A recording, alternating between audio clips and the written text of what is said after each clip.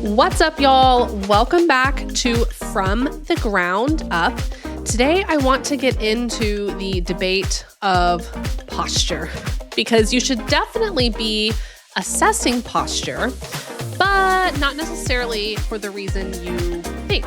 Because I think posture kind of gets a bad reputation, but it's actually a sign that tells you about the strategy that your patient is using for things like movement, balance, and even breathing/staying alive. So the big idea here is that posture is a signal. It is not the problem. And you guys, we have been trained to see like an anterior pelvic tilt and think to ourselves, okay, tight hip flexors, tight lumbar extensors, weak abdominals, weak glutes. This even has been named the lower crossed syndrome. It's in our textbooks, y'all. I remember learning this in school. I remember, seeing the X of the muscles on the textbook photos. And this is just this idea of, this terrible anterior pelvic tilt that we've been taught is so problematic and is the cause of all these symptoms. But even more than that, we've also been trained kind of to villainize the posterior pelvic tilt as well, kind of claiming that these people are, the butt clenchers and their pelvis is super tucked under them. And I'm going to get into more on that specifically in a few minutes because I actually think that most of these people who we might look at and say posterior pelvic tilt, most of these people are actually still in an anterior tilt at the root. They just have added a certain compensation on top of it. And I'm going to get into that, like I said, more in a few minutes. But what I have learned over these last few years of really diving deep into what is causing pelvic floor dysfunction, why is it tight, why is it weak, why are we having symptoms, is that the nervous system is what drives overall posture and movement in general. Okay, nervous system is king. It's always going to be king. We cannot change that. And the rib cage then drives the pelvis position, or, we might call it orientation, tilt, whatever we want to call it. And it matters less what posture someone tends to favor, okay, whether they're anterior pelvic tilt or what we're seeing as posterior pelvic tilt. It matters less which one of those they tend to favor. And it actually matters more that they can get out of it when they want or need to, okay? Posture is a sign. It is telling us something about their movement strategies, breathing strategies, nervous system. It is not the actual problem. Posture is not necessarily something to fix. It is something to be aware of and let it tell us something about the patient in front of us. So what is actually happening in the various postures we see? I broke this down into kind of our two most common postures, if you will. And posture number one, we are calling Big Booty Judy. And posture number two, we are calling Pancake Butt Paul. Okay, so let's kind of give an overview of each of these two common postures that we might tend to see. So common posture number one, Big Booty Judy. These are our traditional anterior pelvic tilt patients. They have kind of a more anteriorly flared rib cage. This is kind of bell rung up or forward. Their pump handle is up and forward. They likely are going to present with a little bit of a wider infrasternal angle, and they're going to have the more pronounced round glutes. Okay, these are your gymnasts. Think of your gymnast. Okay, gymnasts, I feel like have this on steroids, basically, this Big Booty Judy posture. But that's kind of posture number one. So get that in your head. I'm sure you've, seen your patients with that. Then common posture number two that we're going to go over today is Pancake Butt Paul. Most people think this is posterior pelvic tilt, Paul. Okay, most people think this is a posterior pelvic tilt. I have found it's actually usually an anterior pelvic tilt at its core, but then this person has kind of overcorrected this Big Booty Judy anterior pelvic tilt, and they've instead kind of clenched their glutes down and thrusted their pelvis forward or anteriorly to compensate for that. So it actually looks posteriorly rotated, but really this is just what I'm seeing and what I'm seeing in my own patients. Really, I think underneath that kind of posterior pelvic tilt, that clenched butt, is more of that, excessive anterior pelvic tilt that they're trying to correct with a butt squeeze and pushing their pelvis forward. This leads to kind of that flat back or even that sway back appearance where that pelvis is thrust forward. And then to avoid, falling over forward, they're going to bring their pump handle down and kind of push their rib cage posteriorly, push it backwards to create more kyphosis in an effort to stay balanced. Okay, so that's kind of the overview. We have Big Booty Judy and Pancake Butt Paul. All right, let's talk a little bit more about Big Booty Judy. So, Big Booty Judy, these people have pelvises that are externally rotated at the iliums. So, their iliums are kind of ER'd, flared out, and then flexed over the femoral head into that anterior orientation. Okay, so they're a little bit externally rotated and then dumped forward. Okay. They also have a flared rib cage that's going to be more of our like inhaled rib cage, right? Pump handles up, rib cage is kind of opening forward. You can imagine that's more of our inhalation station. I don't know. It rhymes, but they are going to be more of that inhaled rib cage posture. Their weight is going to be more in the front half of their feet. Their pelvic floor then is going to be, because of the bony position of the iliums being more externally rotated, their pelvic floor is going to actually be shortened because that outlet is going to be closed off. And then the muscles of the pelvic floor are going to be more descended due to the outlet, the bony changes at the pelvis being, more approximated to each other. So it's going to descend the pelvic floor muscles, as well as that inhaled rib cage that, we know inhalation descends the pelvic floor, right? So if our rib cage is already more in an inhaled state, then we know so is our pelvic floor. So it's already going to be a little bit more descended. Okay, so that is just general overview of Big Booty Judy. And then a little bit more details about Pancake Butt Paul.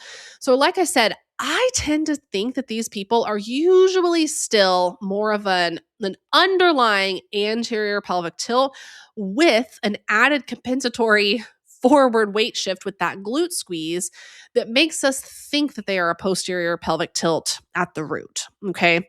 They are clenching their glutes to overcome that length that was found from kind of that original anterior pelvic tilt posture. And it pushed them even more forward with that glute clench to try and compensate for that anterior tilt. So they now have a squeezed glute or glutes, and they are pushing their pelvis forward. Because of that, if the pelvis itself is translating forward, we are going to see their pump handle pull down instead of being up. It's going to actually pull down to compensate for that anterior translation of weight. And the ribs are going to be pulled down and compressed to avoid kind of falling over forward. So I do want to point out, and this is, where sometimes my brain explodes. I tend to think these people are actually still more kind of stuck in a, I hate that term, but for lack of a better term, these people are still a little bit more stuck, quote unquote, in an inhaled state very often. This means that their diaphragm and pressure is still descended and pushing down. They simply will need to undo this added layer of compensation, that forward translation of the pelvis from the glute clench, and then the pump handle coming down to compensate for that forward translation. They'll need to undo that layer of compensation to actually become a little bit more like Big Booty Judy first, right? Let's kind of find that glute length again. Let's find that pump handle up again first.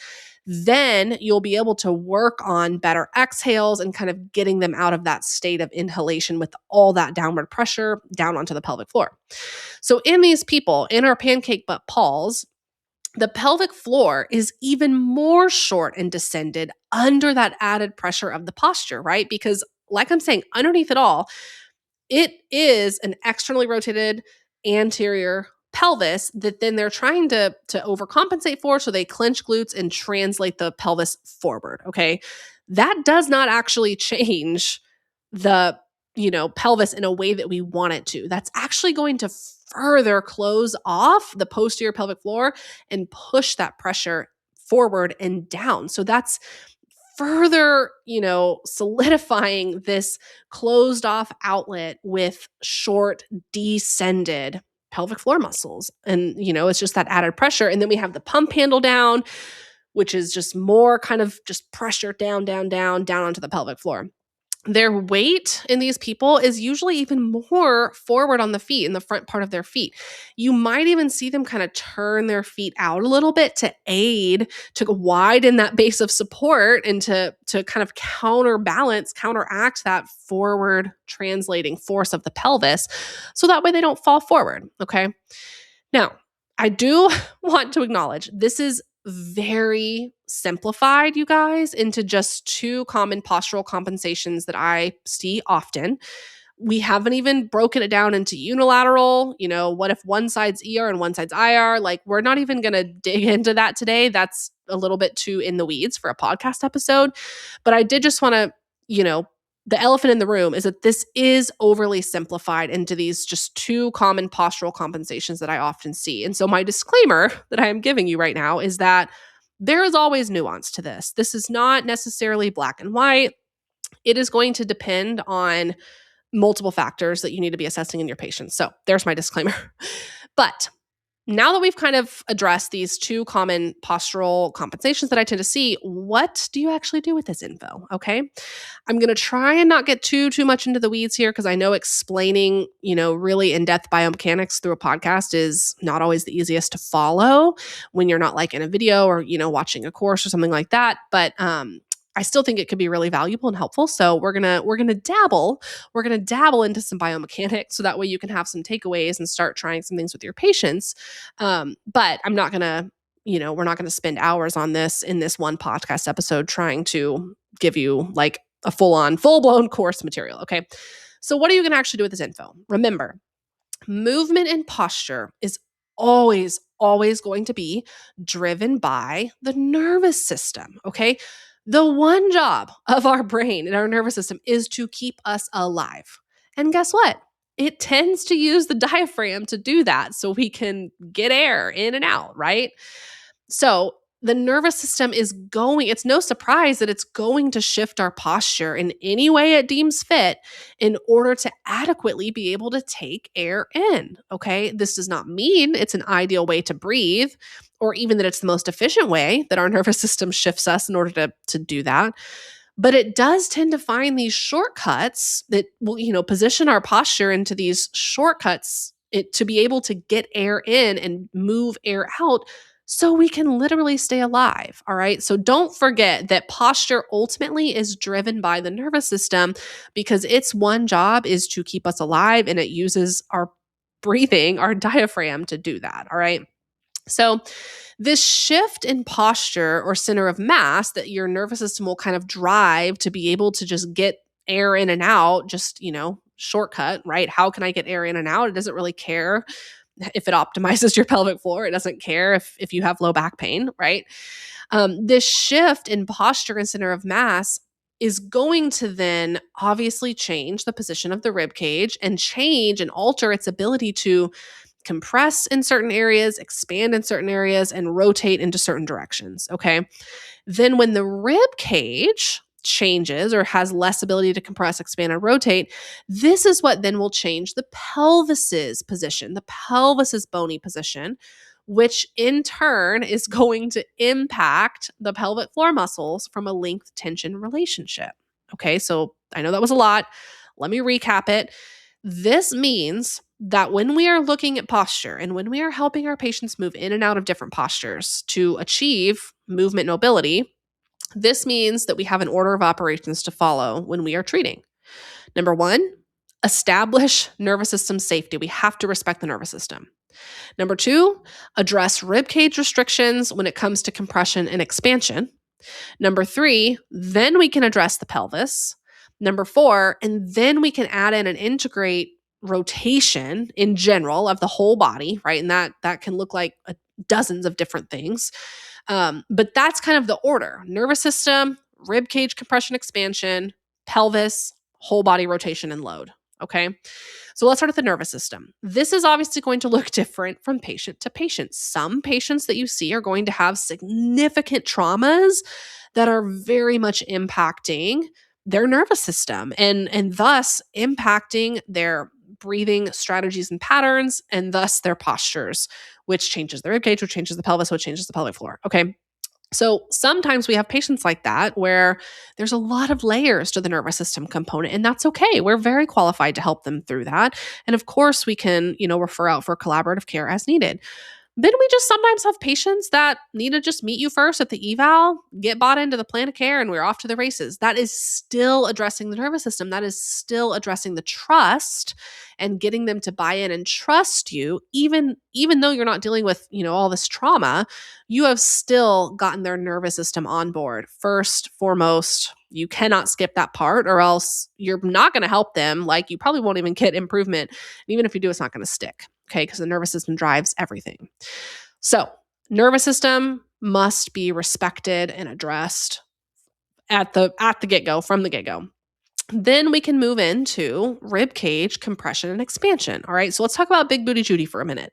When it comes to rib cage compression expansion, Big Booty Judy needs exhalation because remember, her pump handle is up, her ribs are anterior, they're forward, they're kind of open. She needs exhalation. She needs anterior compression, okay, to be able to bring that pump handle down, bring those ribs down and back.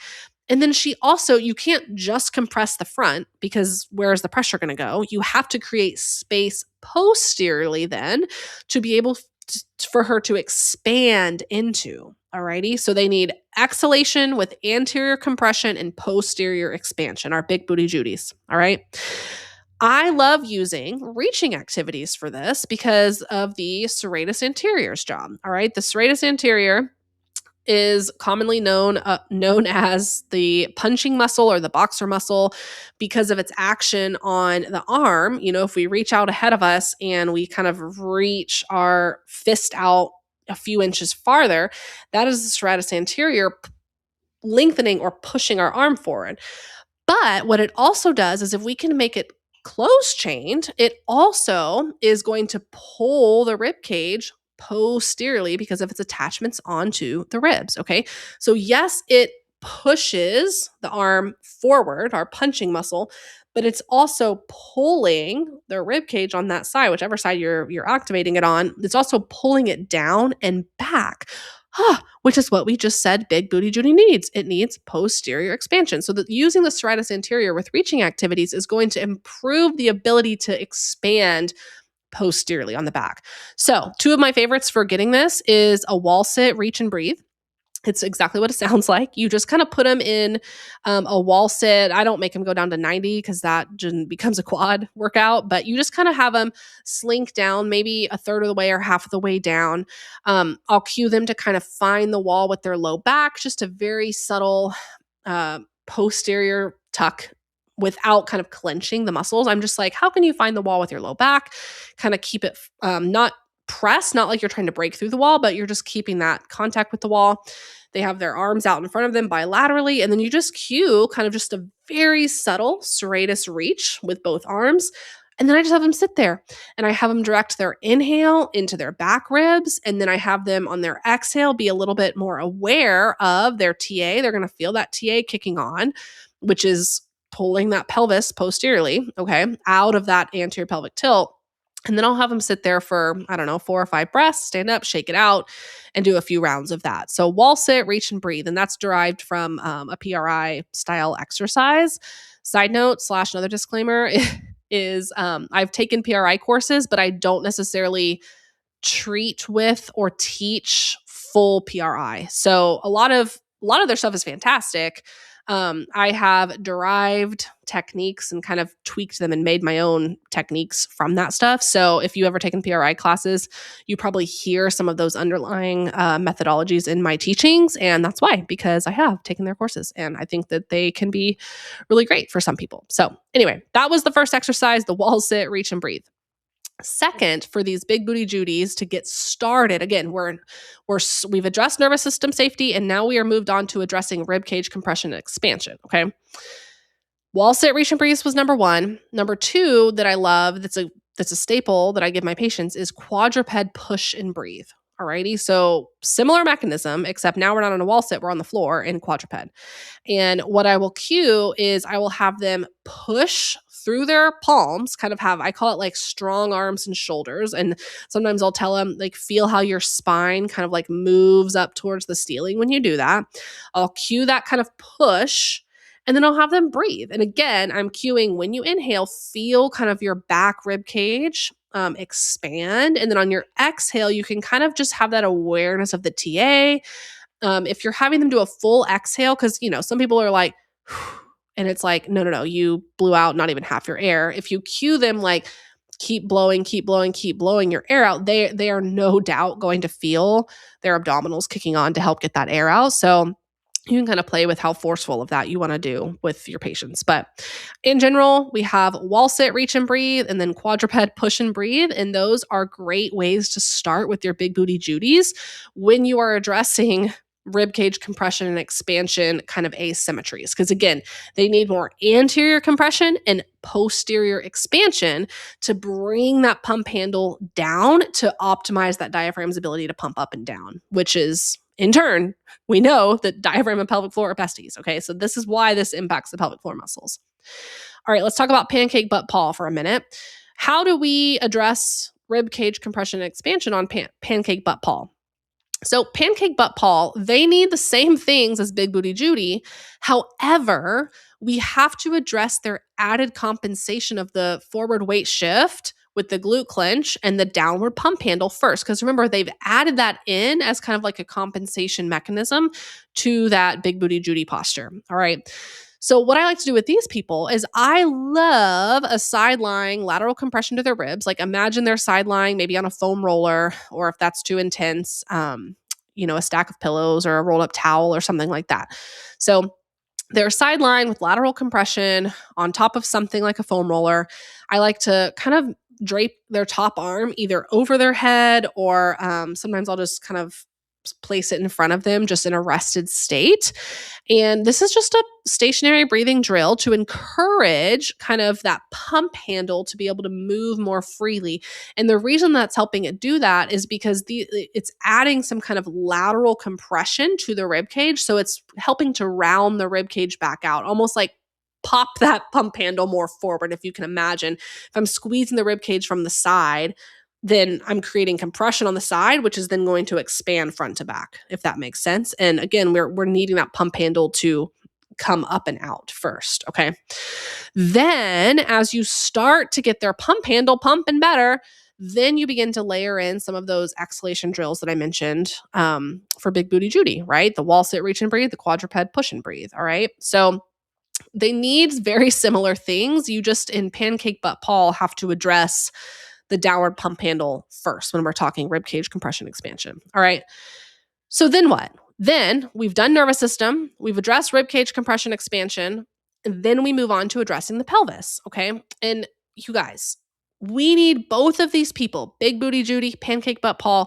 We need both of these people to move their center of mass backwards. Okay. They are both, whether they're big booty Judy and that pelvis is just dumped forward, that's forward, right? Their ribs are up and forward. They're still forward.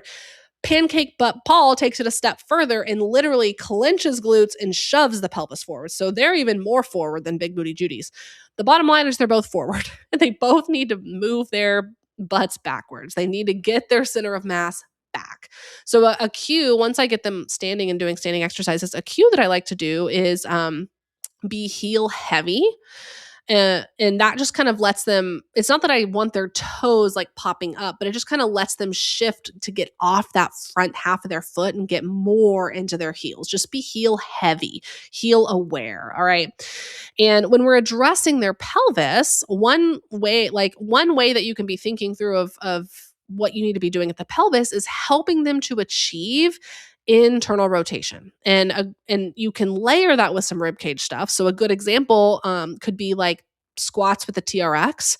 So if you have TRX bands, you can have them kind of holding onto the band so that way it shifts their center of mass back, right? They're kind of they're hanging from the bands. And then I will usually put like a yoga block between their knees because that's going to encourage adduction and internal rotation, which is what's going to get the pelvis back in space, achieve some of that posterior orientation of the pelvis.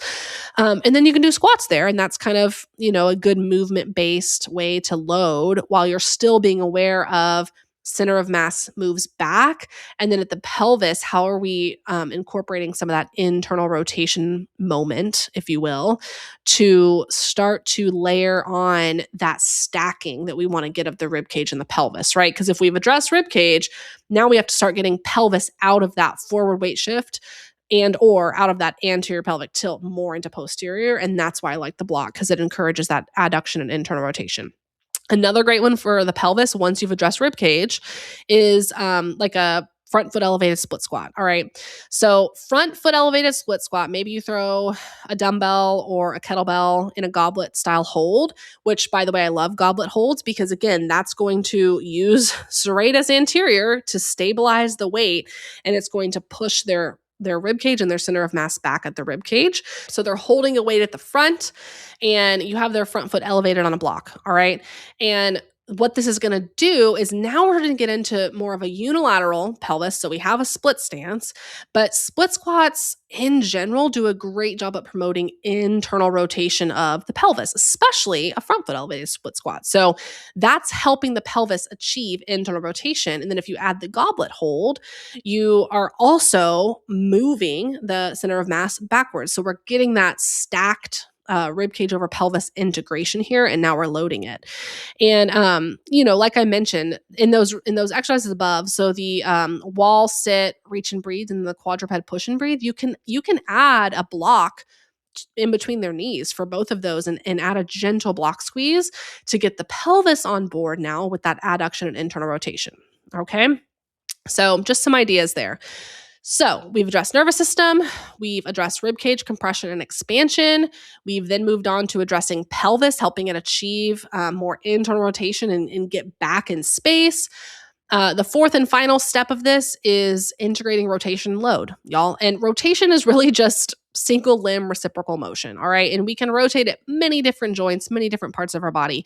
But that's essentially what it is it's a single limb reciprocal motion. When one side is externally rotating, the other is internally rotating. And then they take turns. Think of gait, right? As we walk, we have one side that rotates internal and one that rotates external, all the way from the foot up to our cranium, all right? This is why it's so, so important to ensure our patients can integrate all the work that we just did above with the nervous system and the rib cage and the pelvis. We have to have them be able to move in and out of various postures bilaterally and also unilaterally. Alrighty. And then we add load as we progress through these exercises to help solidify this work, both for strength. Yes, like let's build muscle, let's build strength, but also for their nervous system integration. Okay. The nervous system needs to build that safety and understand, like, oh, she wants me to move when my center of mass is back, and she wants my rib cage to compress and expand and rotate, and she wants my pelvis to be able to get into more internally rotated positions. And so that load, once we've achieved that with some of those other drills that I talked about, really helps the nervous system kind of integrate those patterns. Okay. So all of this, hopefully we didn't get too much in the weeds and hopefully you have some wheels turning. But what I want you to take away is to remember that posture is not the problem. Posture is your sign or your signal as to what's going on at your patient's rib cage, at their diaphragm, what choice their nervous system is making to breathe. Okay. Our patient's best posture is their next posture. I always tell all my patients that because they're always on this. They're always asking me, well, I have bad posture. What can I do to fix my posture? And I'm like, Judy, your best posture is your next posture. And what that means is we need to be able to move in and out of all ranges of motion, of external rotation, internal rotation, compression, expansion, load transfer from side to side. Okay. Best posture is the next posture. And anterior pelvic tilt is not the devil. It gets a bad reputation, you guys. And so does posterior pelvic tilt because, again, people say that they're the butt clenchers. But anterior pelvic tilt, posterior pelvic tilt is not the devil. All right. But we must be able to move in and out of it regularly. Otherwise, the pelvic floor muscles, specifically with the anterior pelvic tilt, are going to stay short and descended simply because of the bony changes of the iliums, right? Iliums externally rotate, outlet approximates, gets closer together, which means the muscles they shorten, and then they're descended like a saggy hammock. All right. They're like a saggy hammock. We don't want that. We want a nice trampoline for our pelvic floors, but they can't do that if the bones are not optimized in their position. Okay. So we must be able to move in and out of this anterior pelvic tilt, in and out of these postures regularly. Otherwise, the pelvic floor muscles are going to stay short and descended. All right. And I just want to remind y'all, the order of operations when we are, working on our patients, helping them learn to get in and out of postures is number 1, establish nervous system safety. Number 2, address ribcage restrictions of compression expansion. Then we move on, number 3, to addressing the pelvis. Then number 4 is when we can add in rotation and load, which rotation is really just single limb reciprocal motion. All right. And it's all nuanced. Y'all, try not to get too much into the weeds here. It is never going to be perfect. You are never going to know exactly what's going on. Just make sure at the end of the day, your people can find compression and expansion at the rib cage, and that they can alternate that into rotation and then load them. Alrighty? It's literally that simple, yet it's, not simple. So I hope this was helpful. I hope I didn't, bore you with all of the biomechanics. But if you found this helpful and if you enjoyed, I would love it if you would share this episode. Tag me, put it in your stories, tag me. I absolutely love seeing that you guys are listening and enjoying and learning and taking stuff away from these episodes. And I also just want to make a shameless plug. Be sure you are on my email list, you guys, because I am currently building a brand new course for you. And this is the first time I publicly announced it. So that's crazy. But it's going to be ready this fall, and I'm getting, some of the wait lists ready for that and stuff. But in the meantime, be sure that you are on my general email list. There's a link in these show notes. You can also get a link in my bio on Instagram. You can also just DM me and be like, am I on your email list? And I can check. But be sure you're on it, because I will be blasting once I have more info on this course in the coming month or so. I will be blasting that info. You can join the course waitlist. That way you're more on that specific waitlist and you won't miss it. You'll get all those discounts, first access, all that fun stuff. So thank you guys. Hope you enjoyed this episode. Hope you learned something. And let's change the game, you guys.